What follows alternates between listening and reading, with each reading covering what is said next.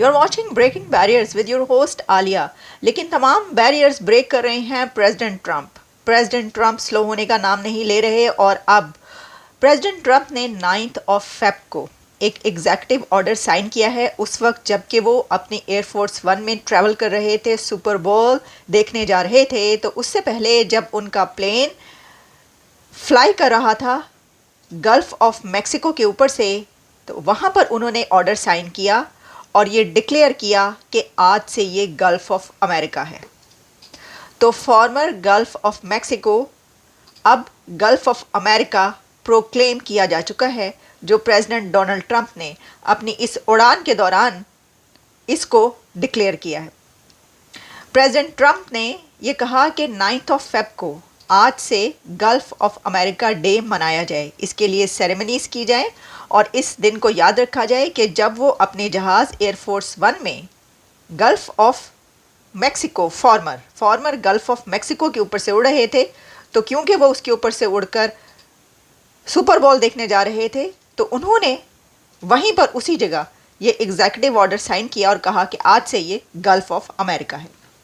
तो मुबारक हो भाइयों, गल्फ ऑफ अमेरिका अब 9 को डिक्लेयर किया जा चुका है और आज से हम इसको यही कहेंगे क्योंकि प्रेसिडेंट ट्रंप ने यही कहा है।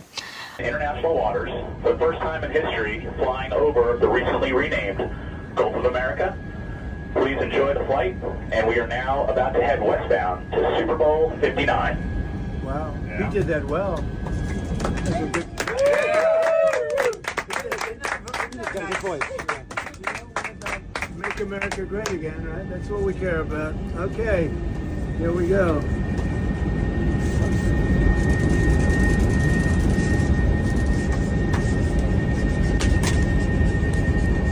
जैसा कि आपने देखा कि पायलट साहब ने भी ये फरमाया और president Trump officially declared Sunday Gulf of America day in celebration of his recent executive order to rename the body of water, signing the proclamation while flying over it route to the Super Bowl. तो अब हम बढ़ते हैं super बोल की तरफ। वैसे तो पूरे अमेरिका में इस वक्त सुपर बॉल ही चल रहा है, कहीं पर पकड़ धकड़ हो रही है, हर जगह पकड़ धकड़ हो रही है और स्कूलों में भी फोर्स को भेजा जा रहा है देखने के लिए कि वहाँ पे कौन कौन से इलीगल इमिग्रेंट छुपे हुए बैठे हैं। अच्छा जी, फिर पहुँचते हैं प्रेसिडेंट ट्रंप सुपर बॉल में और सुपर बॉल में उनको कहा गया है कि बहुत ज़्यादा चीयर किया गया उनके लिए, बहुत जोश जज्बे के साथ लोगों ने उनको वेलकम किया। वहाँ पर टेलर स्विफ्ट भी मौजूद थी, फिर टेलर स्विफ्ट और उनको साथ साथ दिखाया जाने लगा और फिर प्रेसिडेंट ट्रंप के साथ उनकी बेटी इवानका भी मौजूद थी। बहुत सारे ऐसे प्लेयर्स, ऐसी सेलिब्रिटीज़ वहाँ पर थी जिनको दिखाया गया। सुपर बोल में जब वो अपने जहाज़ में सफ़र करके वहाँ तक पहुँचे तो फिर उनके जो मुखालफिन और ओपोनेंट्स हैं उनकी तरफ से कहा गया कि ये 19 मिलियन डॉलर्स खर्च करके एक गेम देखने जाने के लिए टैक्स पेयर के मनी से क्या ज़रूरत थी। वो सपोर्टर्स ने उनको बहुत ज़्यादा पसंद किया और कहा कि प्रेसिडेंट ट्रंप की पॉपुलैरिटी 53% तक चली गई है, यानी 53% शायद ज़्यादा हो गई है। इसी के साथ देखिए मीम्स तो चलती रहती है ना, वो कुछ ऐसी भी तस्वीरें चल रही थी मीम्स के जिसमें उनको वो कुछ इस तरह की वो दिखाया जा रहा है और कहा जा रहा है, और जो उनके सपोर्टर नहीं है ज़ाहिर है वो तो ऐसे ही करेंगे ना, उनके ख़िलाफ़ कुछ भी वो कर सकते हैं। लेकिन इस सुपर बॉल के अंदर एक और बड़ी बात ये हुई कि वहाँ पर एक सिक्योरिटी लैप्स देखने को मिला और वो ऐसे कि जब ये सुपर बॉल हो रहा था अचानक से वहाँ पर एक साहब आए, एक बंदा आया यानी कि एक प्रोटेस्टर, और उसने एक झंडा उठा रखा था जो कि फ़लस्तीन और सूडान का झंडा था, यानी दोनों को मिक्स करके उसने बनाया हुआ था और वो फ्लैग उठाया हुआ था और वो प्रोटेस्ट करता हुआ ग्राउंड के अंदर आ गया उस वक्त जबकि ये वहाँ पे डांस चल रहा था, सिंगिंग और कॉन्सर्ट चल रहा था, सेलिब्रेशन हो रही थी। प्रेसिडेंट ट्रंप वहाँ पर मौजूद थे अपनी फैमिली के साथ, अपनी टीम के साथ। New president of America, United states of America के नया सदर वहाँ पर मौजूद है, लेकिन फिर अचानक से वो बंदा प्रोटेस्ट करता हुआ वहाँ पर आ जाता है और वो झंडा लहराता है और उस काफ़ी देर वहीं पर रहता है, उसको पकड़ने की कोशिश की जाती है, फिर वहाँ पे जो फोर्स है वो दौड़ती हुई आती है और उसको पकड़ लेती है। तो ये एक प्रोटेस्ट था। तो ये एक सिक्योरिटी लैप्स इसलिए कहा जा रहा है कि जिस जगह पर प्रेसिडेंट पहुंचे अमेरिका का, वहां पर इस तरीके से बंदी का जाए। लेकिन आपको पता है कि जो गाज़ा और इसके लिए जो प्रोटेस्ट हैं वो तो पूरे अमेरिका में बहुत कई महीनों से नहीं बल्कि कई सालों से अब तो जा रही हैं। तो ऐसे लोग जो हैं कहीं ना कहीं पहुंच ही जाते हैं, कहीं ना कहीं से निकल के। तो एनीवेज उसको पकड़ लिया गया। अच्छा, ये तो सिक्योरिटी लैब्स है ही, जो कि कोई इतनी बड़ी बात नहीं है, ऐसा हो सकता था, हो गया। लेकिन एक और ख़बर सामने आ रही, और वो ये है कि ईरान ने प्रेसिडेंट ट्रंप का प्लेन शूट डाउन करने का पूरा प्लान बनाया और ऐसा किया भी, लेकिन प्रेसिडेंट ट्रंप ट्रिक करके बच गए।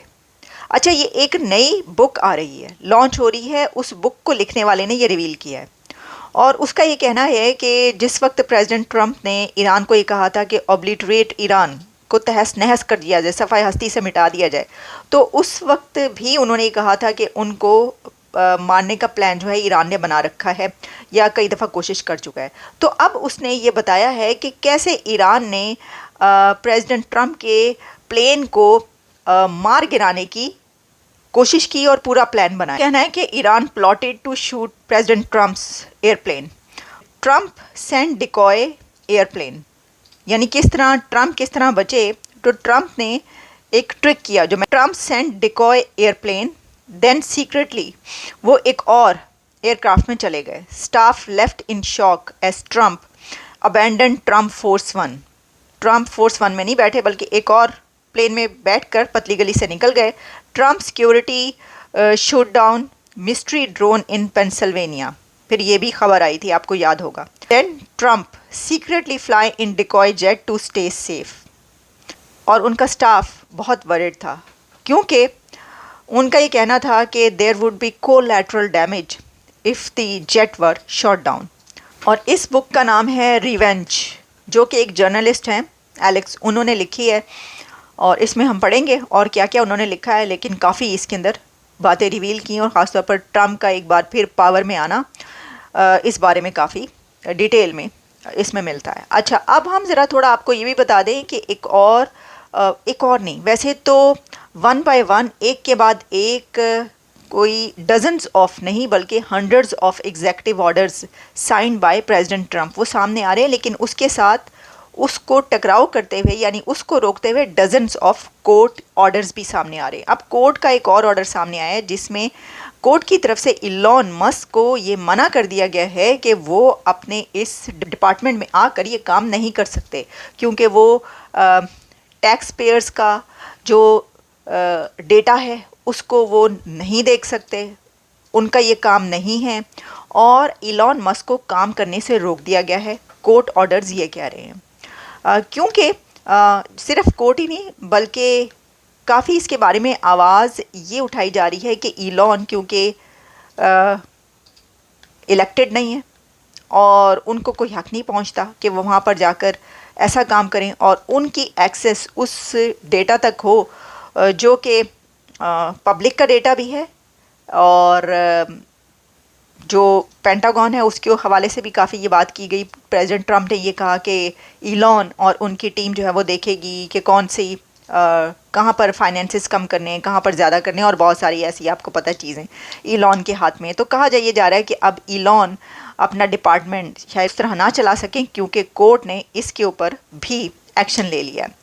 तो तय ये पाया कि गाज़ा भी हमारा है, ग्रीनलैंड भी हमारा है, पनामा कैनाल भी हमारा है, कनाडा भी हमारा है और अब गल्फ़ ऑफ अमेरिका भी हमारा है।